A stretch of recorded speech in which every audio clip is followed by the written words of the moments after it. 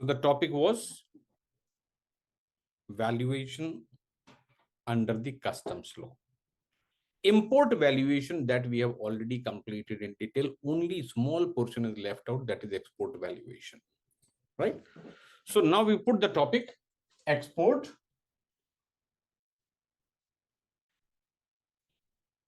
valuation.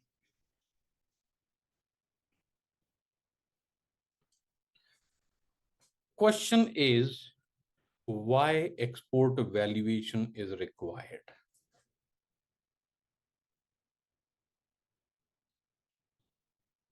Why export valuation is required? Remittance. Same sir, it is remittance. Umesh, पीछे से आवाज बहुत है, कौन है?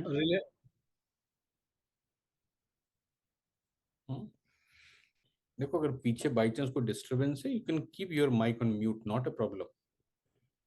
Okay. So why this is required?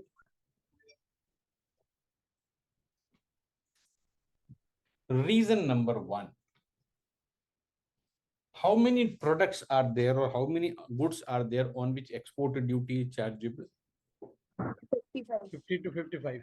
Around 55 articles as of today, right? So without knowing the value, how you are going to charge the duty? So first thing is export duty. But you can say the 99% products are not under the or are not subject to export duty. That is okay, right? But wherever duty is applicable, so the first object of export valuation is charging or levy and collection of duty. So first purpose is export duty, right? Now you said around 55 articles are there on which export duty is chargeable. Where do you find those 55 articles? Customs tariff act. Schedule 2. Customs tariff act. Schedule 2. Schedule 2. Customs tariff act. Schedule 2 of the Customs Tariff Act. Priyanka, आप क्या बता रहे थे? Sir, that's what I was saying. Okay. So this is Schedule 2 of the Customs Tariff Act. So list of articles you will find there. Now, if the export duty is not there, what is the another purpose? Drawback. This is Incentive. no, that is very good. Duty drawback. The duty drawback is available on the basis of FOB value of exports or actual realization, right? So that's why you require that. Yes, Krishna, what is your question?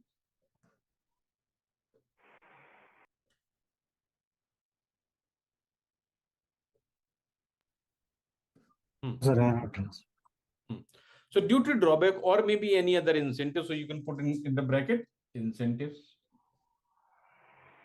What a third? For insurance. For insurance. For No, insurance. insurance has nothing to do with the customs law.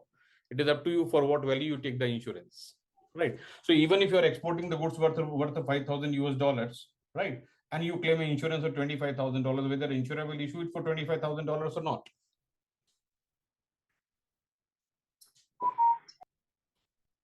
It is a logical question. Just tell me, if the value of the goods is $5,000 and you want to insure it for $25,000, whether you can insure that for $25,000 or not? Yes, sir. You can. Okay. And if there is a loss of the goods, how much money you can claim? Up to $5,000. The actual damage.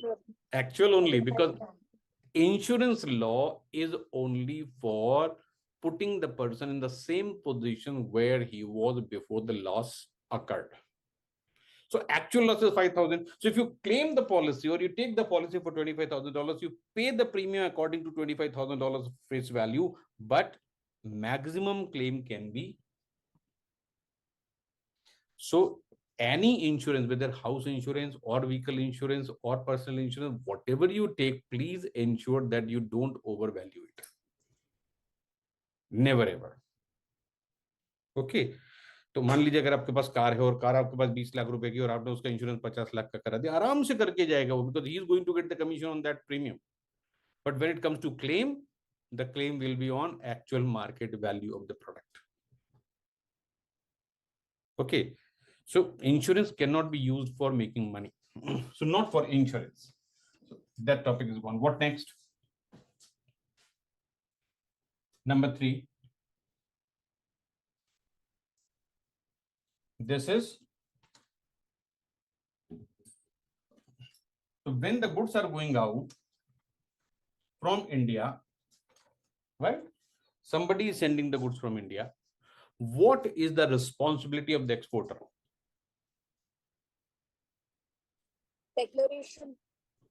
Declaration he has to give. Okay.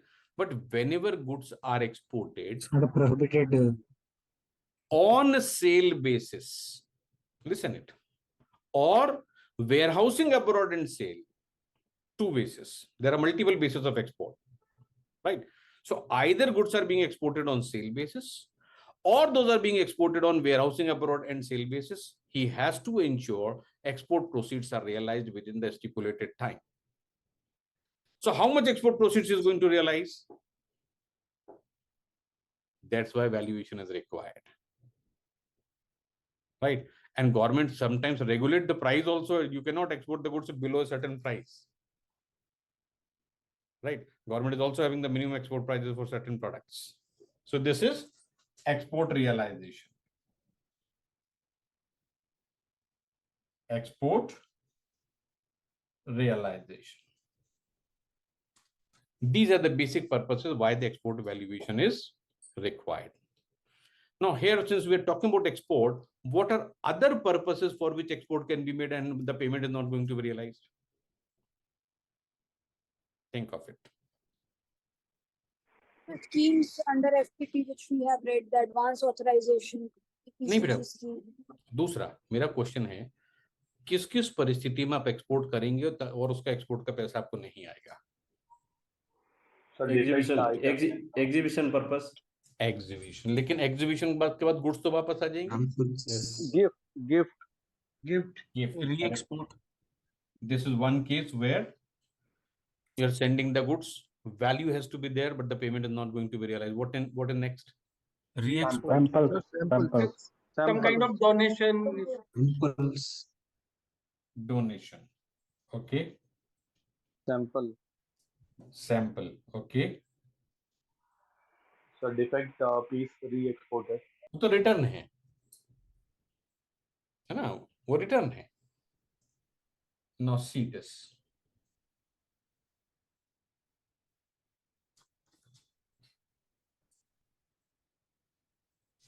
When an Indian investor makes investment in some business entity outside India, instead of remitting the money, he can always send the assets from India, plant and machinery and other things, right?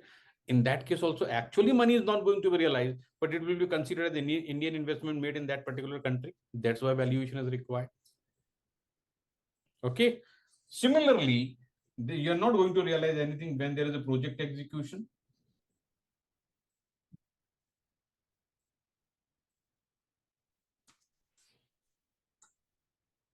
You're not going to realize, right? Goods sent abroad on lease basis or hire purchase until the transaction is completed. These are only references. It has nothing to do with the current topic. है ना? ये सिर्फ समझने के लिए कि सब there are number of transactions in which you are not going to realize the export proceeds. So where you are not entitled to, or you are not going to realize, is it necessary to have the valuation or not? फिर valuation क्यों करना है? Suppose you are sending the gift, why the valuation is required when you are not going to realize anything? Sir, a price can be zero but not the value. वही बात कर रहे हैं, अपन valuation की बात कर रहे हैं. sir. Why valuation has to be done? Sir, because there should be some limit for the gift also. Correct. Under the Foreign Exchange Management Act, FEMA, there is a limit up to which any person, any individual can remit the gift from India every year.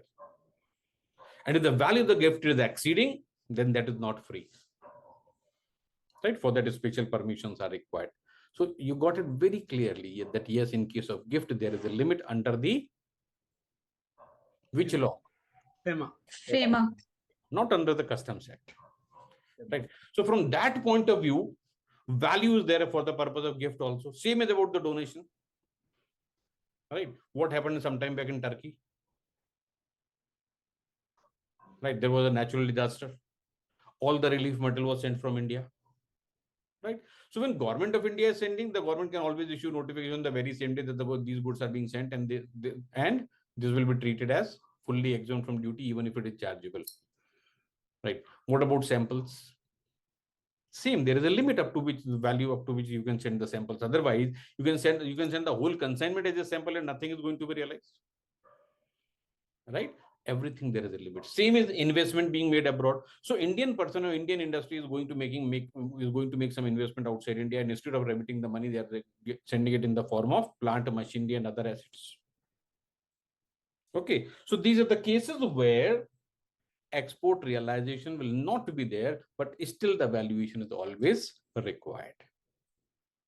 Is it clear to all? Why export valuation? Okay. So primarily we talk about export duty, but how many articles are subject to export duty? I said hardly 1% of the total exports in India. So 99% articles are not subject to duty, but 1% are. So where the value is there, so without doing the valuation, we cannot compute the amount of duty. Number one. Number two, wherever incentives are available almost on every export. Right, and that is primarily based on either realization or FOB value, whichever is less. Right, so that's why valuation is relevant for this purpose also. Then export realization. So when the goods are being sent abroad on two bases, which are those bases? कौन से हैं?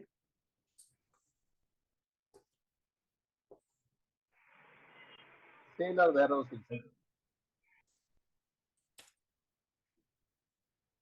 Number A, sale. Number two, Warehousing abroad. warehousing abroad. And Sale later.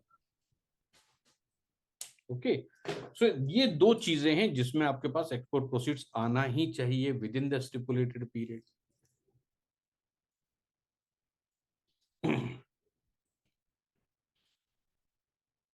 So this is the purpose why export valuation is required. Clear to all?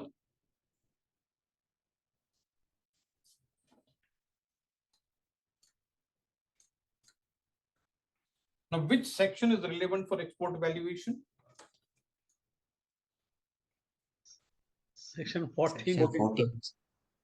14 तो import के लिए है ना? Both. For both, sir.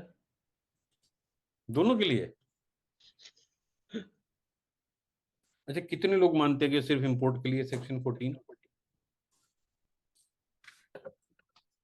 How many of you believe that section 14 is only for import valuation? कोई भी नहीं. To watch full video, join online batch weekdays 8:30 p.m. to 9:30 p.m. Call Tail Institute.